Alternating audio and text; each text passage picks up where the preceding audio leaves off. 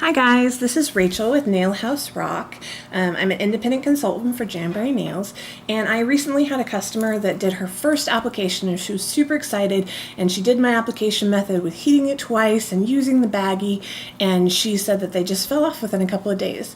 And so I thought that was totally horrible, so I met up with her in person, brought all of my official Jamberry stuff, and she said that the experience was quite different. And so we talked a little bit about it, and I wanted to make sure that if you're not going to buy the official Jamberry tools, that you're using good approximations so that you get the best jams you can. So I do like the application kit. It comes with all of the tools you need to put them on, and I love this little heater. He's a lifesaver and awesome, and I think I'm going to name him Fred or something because he's too awesome and needs a name. So the first thing you need to do is get rid of all your cuticles. I got this metal cuticle pusher, but you can totally use the wooden one, but you really need to get your cuticles gone. The second thing you need to do is smooth out your nail. A lot of people, mine are really bad, but they have ridges in their nails. So just using the Jamberry smoothing block to smooth, and if you get one of these four-sided blocks, it feels pretty much number 2 on the 4 side, so you're just kind of smoothing your nail, and you use that over the top of your nail so that it's kind of smooth and you can have a better plane to put the jams on.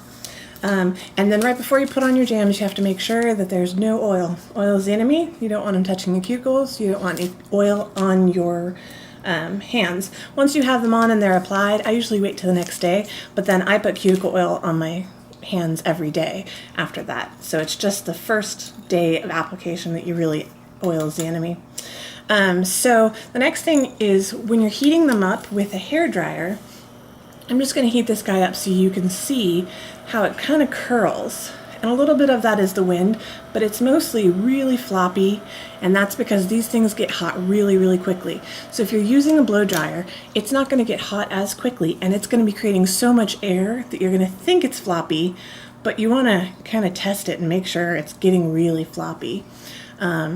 Because you really want it to be warm enough that the glue is going to stick to your nail and you're going to get really good adhesion.